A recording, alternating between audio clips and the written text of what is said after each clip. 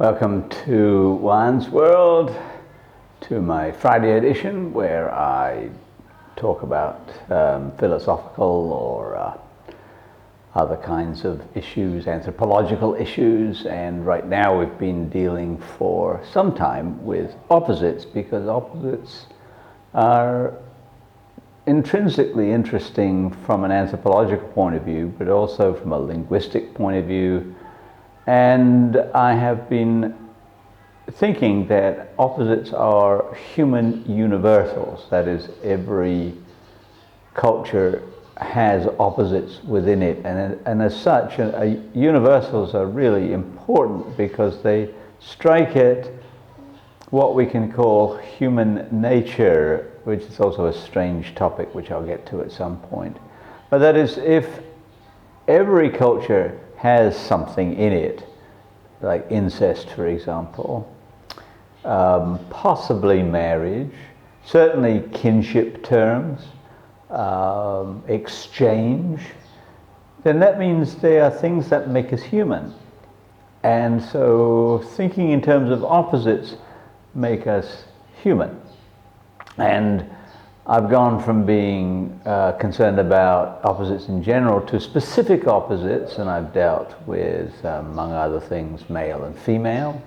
Today I want to deal with up and down. Up and down is such a wonderful opposite, and it's one that I love to think about and write about, and it's so complex and yet so simple. So let's just run it around a little bit.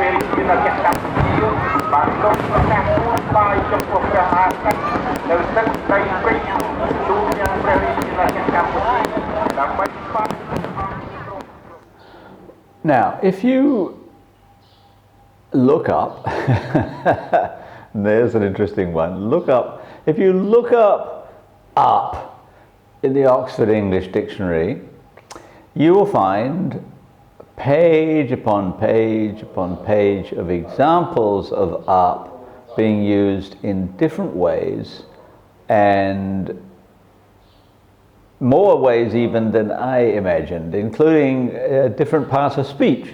Up can be an adverb, it can be a noun, a verb, and an adjective. So we could be going on all day if we took it in all of its different forms. I'm not going to. I'm just going to look at up and down as an adverb opposite. All right. We begin with the fact that up and down can be spatial. That is, you go up something physical, like up a hill or down a hill. And it reminds me of the grand old Duke of York. He had 10,000 men. He took them up to the top of the hill and he took them down again. And when they were up, they were up. And when they were down, they were down. And when they were only halfway up, they were neither up nor down.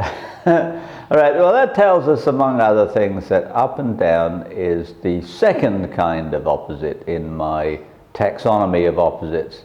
That is, there is a middle between up and down, and that middle is infinite. That you can travel up and down or anywhere in between. Okay, so the spatial or physical idea of up and down is the most basic, and it's also the oldest. If you look up the representative quotes in the Oxford English Dictionary, you'll find that the oldest use of up in that meaning is from King Alfred from the year 888, 9th century in Old English. So up as a word comes from Old English, it goes through Middle English into Modern English. So it's a very, very basic term which comes ultimately from some of the old Germanic languages that the Angles or Saxons brought with them from Germany, or well, it wasn't Germany then, but from the German plains, and it's a really old concept. Now what I want to do is I want to look at how we use up and down in different ways, as much as anything else, to deal with the complexity of opposites, and also, and this is most particularly important, how sometimes up does not have an opposite in the form of down, or anything else for that matter, and sometimes up and down actually essentially mean the same thing. Now this is a real strange quirk of the English language. Let me start with an interesting anecdote, or at least interesting to me. When my son was a toddler, he was not good at transitions. And so if he was playing and you needed to go out, it was really tough stopping him playing so that you could get him ready to go out. So my wife and I devised a plan. We would give him a 15-minute warning. We'd say, okay, Badger, his name was Badger, in 15 minutes we're going out. And then 10 minutes later we would say, Badger, 10 minutes. And then 5 minutes later, Badger, 5 minutes. And then 5 minutes later we'd say, okay, Badger, time's up, let's go. Time's up. Now that's a strange use of up. Time is up. In that case, up means finished or ended. And there is no opposite. Or there is a negation, but there's no opposite. So one time I said to him, he was playing and we needed to have dinner or something, and I said, okay, Badger, time's up. And he said, no, time's down. Because he thought the opposite of up is down, and so if time is not up, then time must be down. Well, in that case, the quirk of English is that we would say time is up or time is not up. We would use the negation. So that used to just make me howl for many years afterwards when I thought about it. So there are times when up is not negated by down. There's also times when up and down do not appear to be different. Now again, as I said, up and down are generally physically up or down in expressions, but we can also use them metaphorically, like my voice can go up. Well, why is it up or down? There are reasons that I can explain, I think. Like up also means like a higher number. So that the frequency of my voice is a higher number when I go up and a lower number when I go down. So we can treat it as a sort of metaphor of going up and going down. But what about right down, right up? I mean, write, W-R-I-T-E. I'm going to write it down. and I'm going to write it up. Well, there, particularly in British English, when you write down, I don't know what the physical meaning there is, because if I have my paper over my head, I'm not writing it up, I am still writing it down, but I think that there's a sense of downness.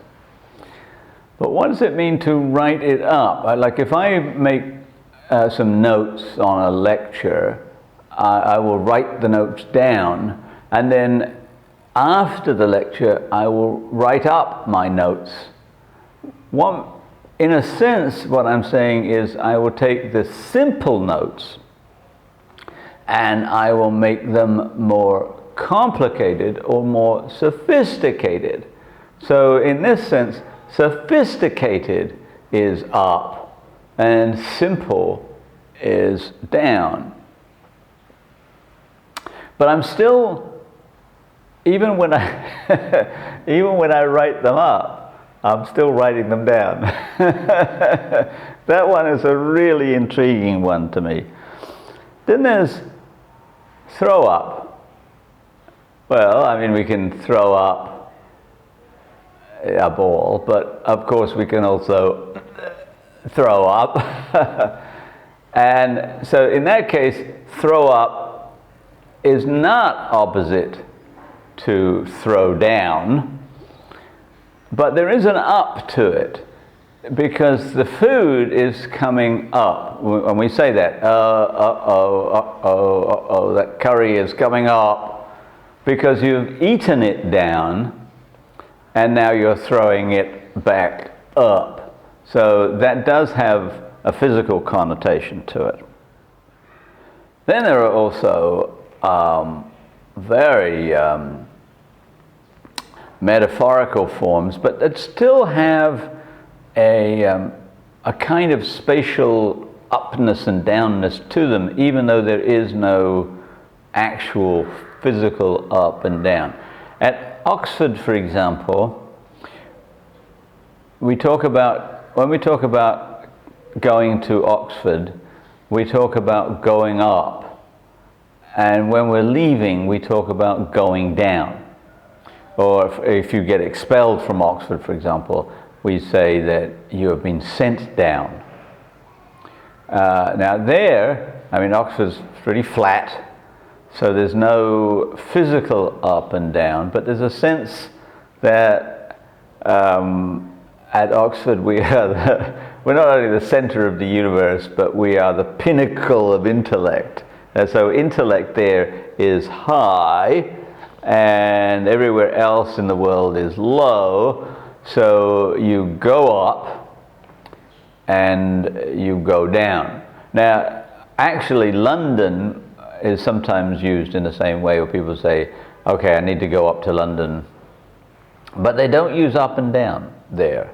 At least I don't think, I can't remember any way in which you're in London, you say, okay, I'm now going down home. We don't really say that, but at Oxford you do. You go up to Oxford and down, really meaning towards and away. And it looks as if up and down also has another geographic sense, having to do with the fact that we put north at the top of a map, typically, and south at the bottom of a map. So we can say I am going up, meaning I am going north, and that's sometimes used in expressions like uptown and downtown. We can go downtown, that's down towards the center, and up, meaning away from the center, typically up being north. In New York, uptown is north, and downtown is south. And in New York dialect, prisoners also say they're going up the river. Up the river means up the Hudson River from New York City to Sing Sing, which is a prison in a town that used to be called Sing Sing. It's now typically called Ossining, although it goes back and forth between Sing Sing and Ossining. But anyway, so going up the river means going north. And so up is north and down is south. There's no up or down globally or geographically. You're going along, but we become habituated to north being up and down being south. Bit strange.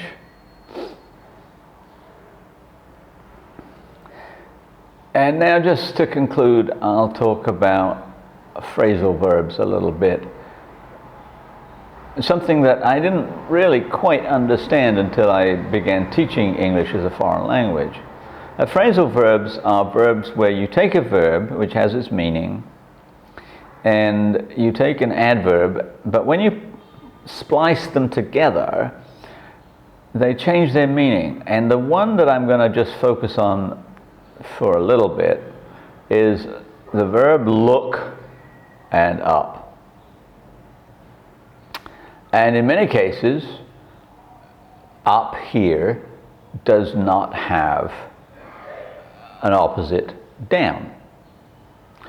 It does in the simple physical term, up, like look up, look down. So look up, look down. Okay, no problem.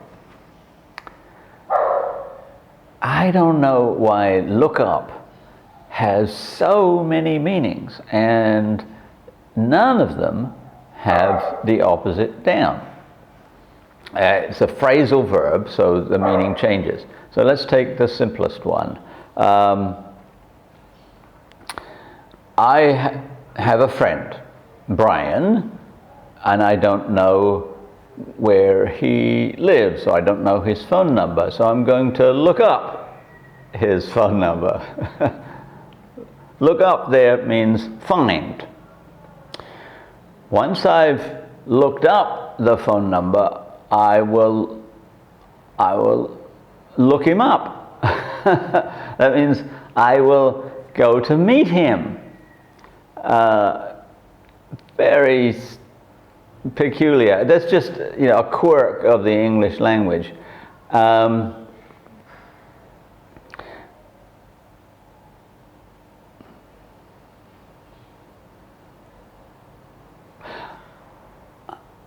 I hope that when I meet Brian, it's better weather than today. It's really cloudy and may rain, but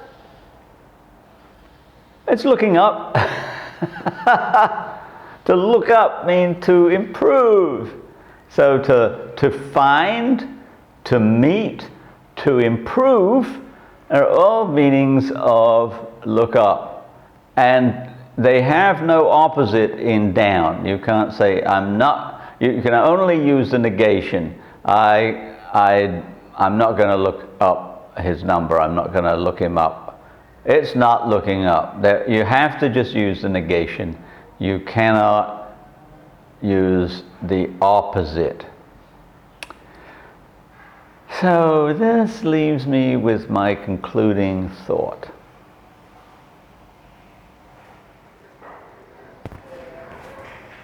So just to recap, and also to just sum up in one sense that up and down for me in this video is more amusement than really serious investigation, although there is some seriousness to it. But we're seeing that up and down can be a continuous opposition from up to down with infinite possibilities in between. What we've also seen is that it is a spatial opposition, but it can move from the spatial to the metaphorical. And one of the things about the metaphorical is that up tends, in general, to mean getting better, and down means getting worse. So that you can say, I'm feeling down. And that means I'm not feeling emotionally well, emotionally secure. But if things look up, then I'll get better. But a soprano sings up in the register and a bass sings down in the register. Well, we don't say, unless you happen to be a soprano, you don't say that a soprano is singing better than a bass because her voice is higher, is up, and his voice is down. That's certainly not true. So we could investigate that. But let me leave you with this. How about when we use up with absolutely no spatial and no emotional direct connotation? For example, hi, what's up? Well, up? I don't know what's up. Up is nowhere. It's just an expression that we cannot parse into its parts of verb or question word and adverb and so forth. It doesn't work. It's just an idiom. And so up and down can come to be idiomatic and therefore cannot be parsed rationally. And I guess that's my ultimate point, is that language at heart is not particularly rational, and that's a good thing. It's a good thing for poetry, for example. If it were just completely rational, like Newspeak in 1984, which I've talked about, where they have good and ungood, so that you have direct logical oppositions. If you had, I don't know what, they never used the word in 1984, but up and un-up, possibly, so, and just use them rigidly and logically, we would be impoverished. The richness of our language comes from the fact that it's not logical, and so that up and down are more than opposites in our language. They're much, much more. So, if you like what I'm doing here, then please like and subscribe, and we'll be back to mushrooms on Tuesday. See you then.